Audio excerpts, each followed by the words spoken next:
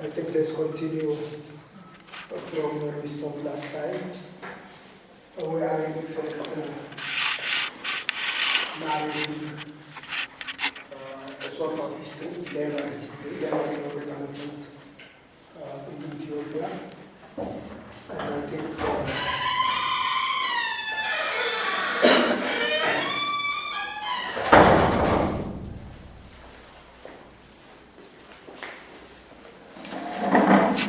this exercise actually to understand and appreciate where we live and to see where we are in order to have an understanding as to whether what we have is sufficient, etc. So, if I correctly remember, we are trying to see the coming into force of the civil code that tries to address some concerns of the labor force in terms of employment security, in terms of social protection such as paid leaves for different purposes, social welfare provisions, technically we call them social welfare provisions, paid leaves, this annual leave, sick leave, maternity leave, etc. And the gap of the civil code was that it tries to regulate individual labor relation. But at the beginning of the course, we said that labor relation has two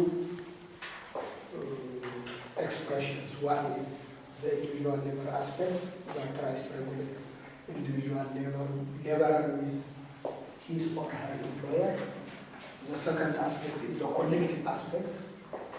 The labor force as a collective entity tries to engage with individual employer or employers association for the other hand, the collective aspect. So the collective aspect was not addressed by the civil code, and we said to fill that gap 3 years after the adoption of the civil code in 1963, the Labor Proclamation was introduced, Labor Proclamation 210 of 1963. Earlier it was adopted in the form of decree,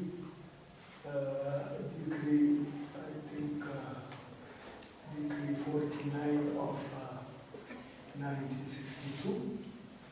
It was, so decree we said was an imperial instrument, an instrument that is to be adopted by the emperor when two situations apply. One, Parliament is not in recess, Parliament is not in session.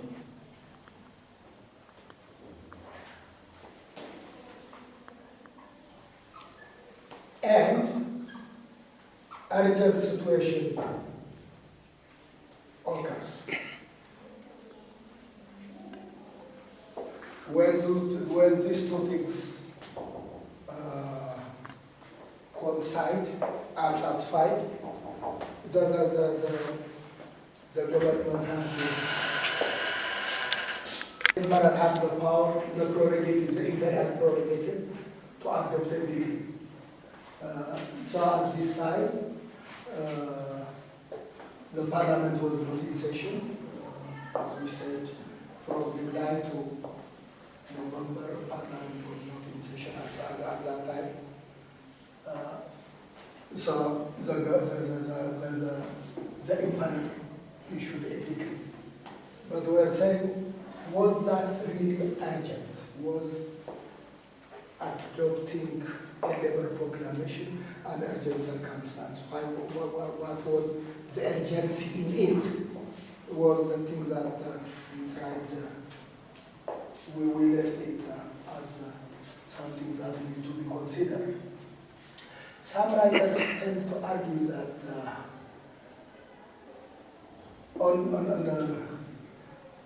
there was an urgent situation that compels the emperor to adopt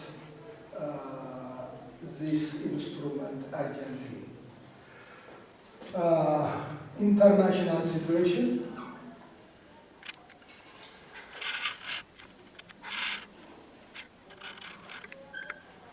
Regional situation. Domestic situation. There was a pressure to respect freedom of association.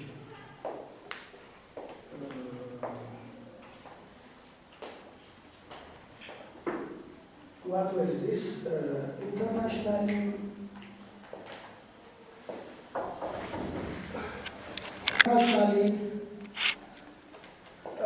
although Ethiopia was a member of the ILO since 1923,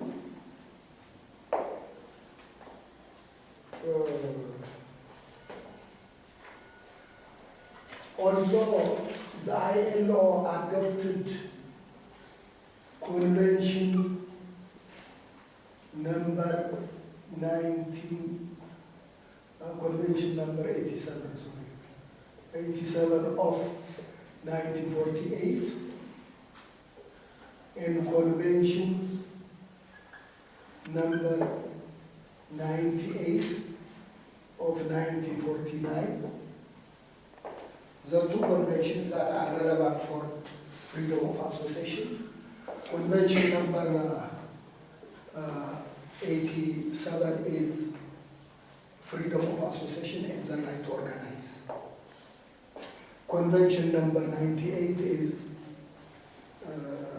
collective bargaining, the right to organize and collective bargaining convention. These are two important ILO instruments to ensure freedom of association.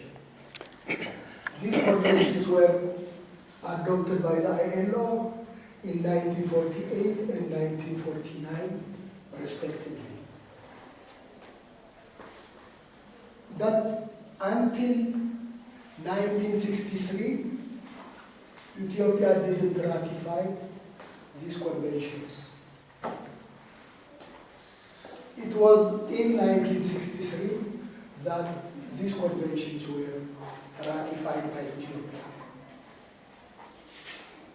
And these conventions obligate member states to implement them in their domestic legal framework. Therefore, in order to implement these ratified conventions, Ethiopia needs to have a domestic legal framework that enables their implementation. So, one thing that was considered as international situation for the introduction of Labor Proclamation 210 of 1963 is that the ratification of the two important instruments, so that they need to, in order to be given domestic effect, there is a need to have domestic legislation. It's not only that, internationally, generally, the 1960s was, some writers call it the age of rights.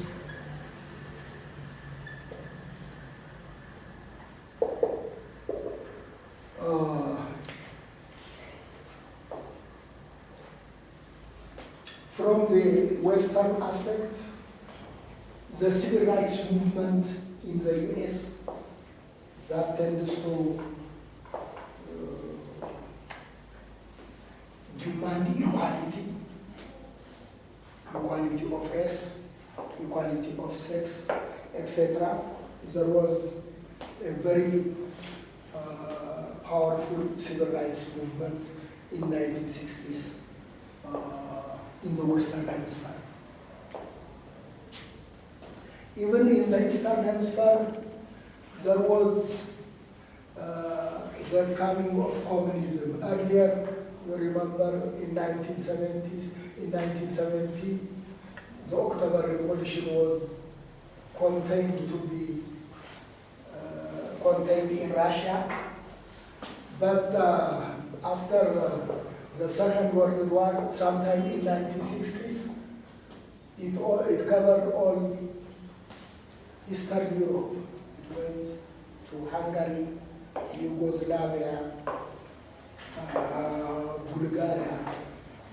The Eastern Europe was overflowed by communist orientation, dictatorship of the proletariat, giving respect to the working force was the basic ideology. So, spread of communist, socialist ideology, not only in Eastern Europe, it went to even China, in Asia, even Cuba at the doorsteps of the US, led by Fidel Castro. Socialist orientation was very much dominant.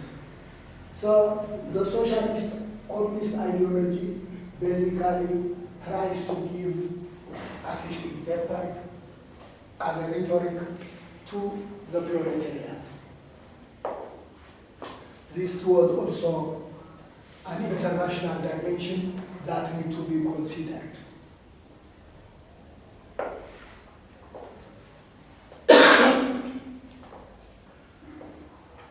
Originally,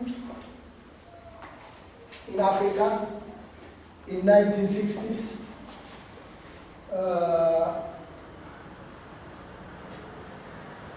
African countries, few African countries began to gain independence from colonization.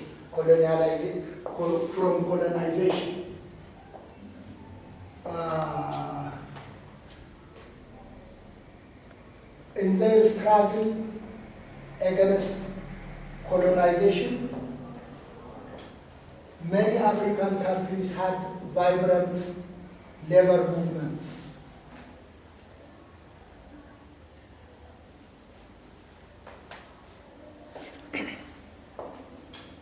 Labor movements struggling both against exploitation and colonization, having economic objective on the one hand and political objective side by side to it.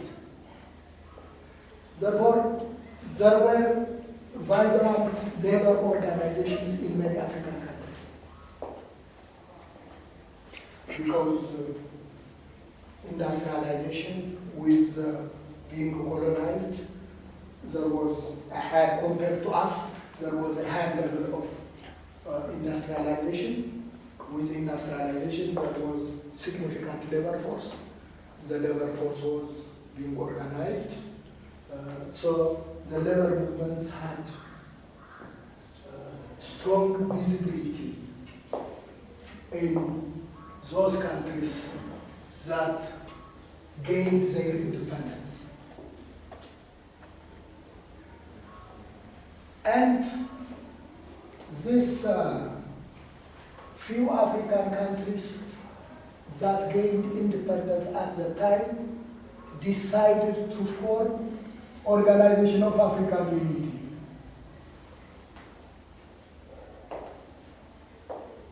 And the area selected to organize the meeting was Ethiopia, because they considered that Ethiopia was never colonized, at least physically,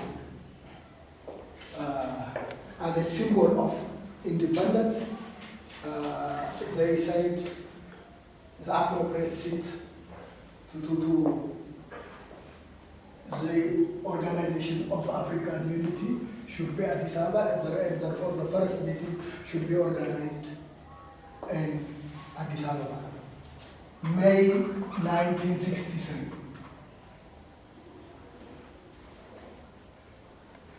Now,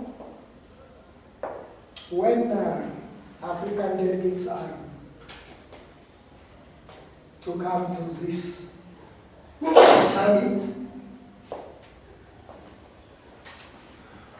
many of them will come with their labor movement leaders, because labor movement leaders had their significant role in gaining independence. Therefore, it will be to the disgrace of Ethiopian officials if they don't have labor leaders. Apparently, Ethiopia is independent. One of expressions of independence they will consider is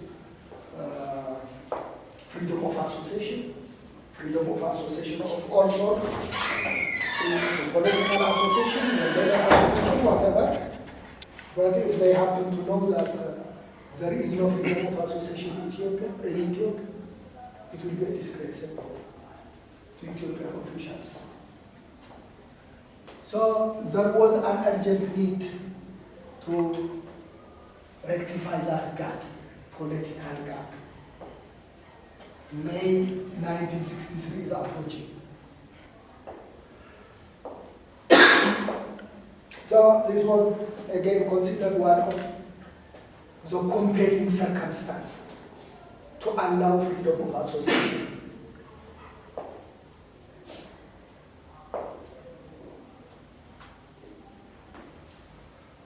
The domestic situation at those times was also very much compelling, because there were frequent demands to allow, to compel the government to allow organizations, or be it political organizations of an industrial nature, such as labor organization. There was a strong movement. In fact, one of the failed coup of 1960, the Mengistu Neway coup, one of its promises was it would allow freedom of association, because they know that when they raise this kind of slogan, they would get the support of the labor force and the intellectuals in there, because it was a frequent demand as on the air. So even if the coup fails, there is a need somehow to address that demand.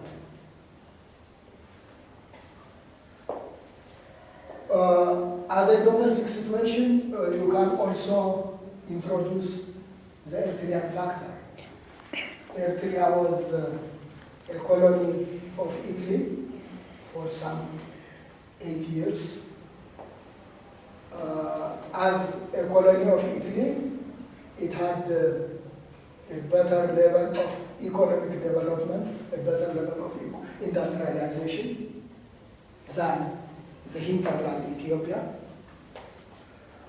That level of industrialization enabled the labor force in Eritrea to form associations, labor movement, there were labor organizations.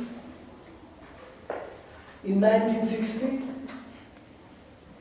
Eritrea was integrated to Ethiopia. Therefore, the Eritrean labor force had organization. If you are going to deny that organization, it will backfire. It will be a room for dissatisfaction. Therefore, you need to maintain the status quo if the Eritrean labor is to be in a comfortable position. Therefore, this is again another thing.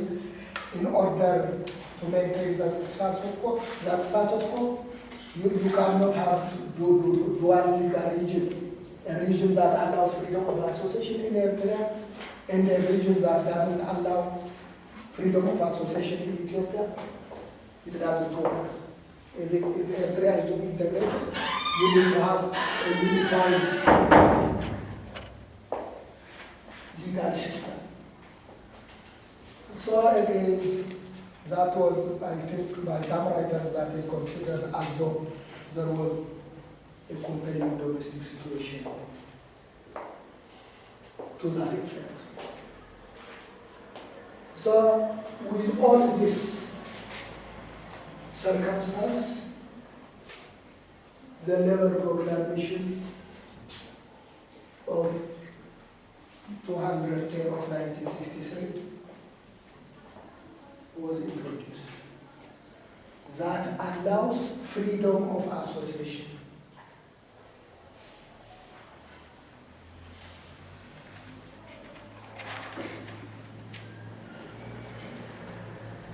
Freedom of association, and of course, formation of association is not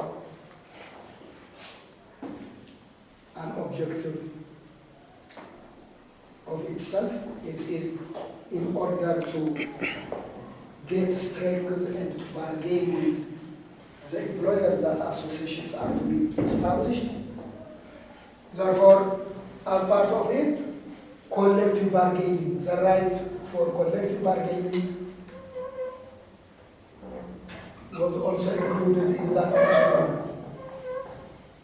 How is collective bargaining to be undertaken? First of all, how are unions to be formed? Minimum membership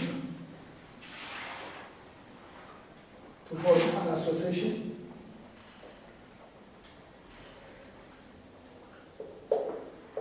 Registration procedure.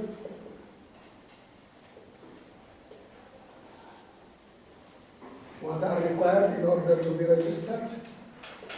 Legal personality for the associations. You will have basic trade union, you will have federation, you will have confederation at the top, a sort of three-tier of association. Once you obtain legal personality, you will have the right for collective bargaining. At the end of the collective bargaining, you will have a collective agreement.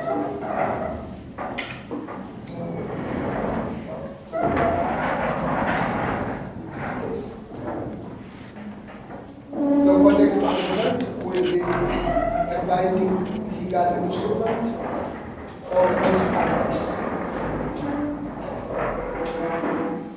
including their members.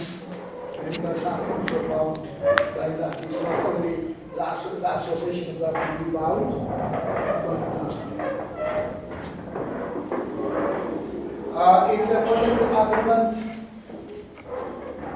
if a collective bargaining fails, there is also a room for calling on strikes.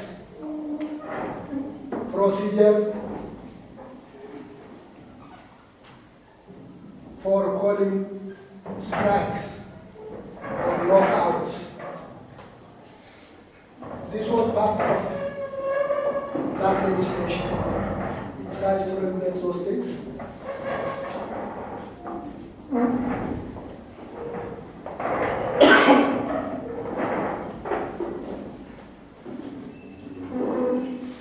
Not only this, it also gave, this proclamation gave power to the then Ministry of Community Development.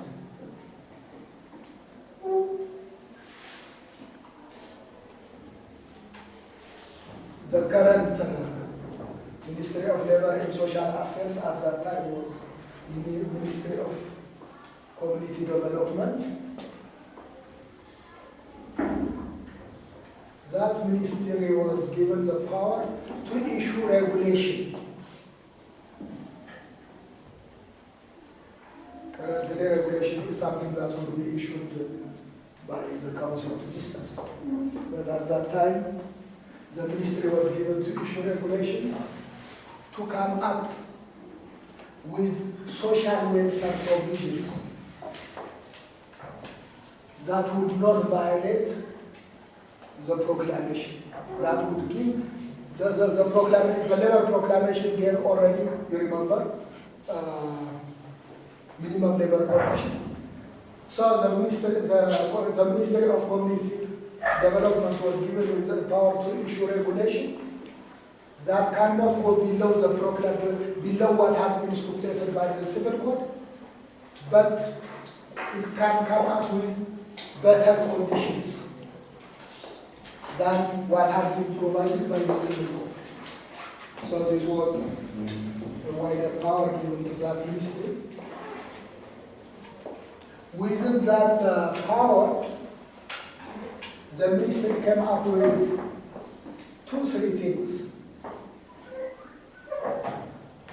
One, it came up with maximum working hours.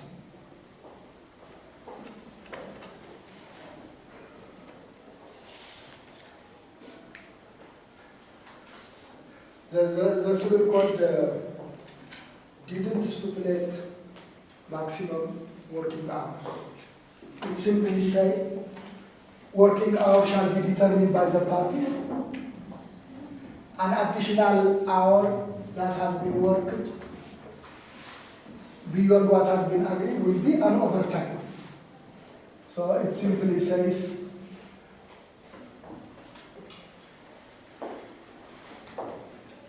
any additional work that has been performed beyond what has been agreed will be an overtime. Otherwise, it didn't limit the maximum working hours. So technically, they can agree to the extent of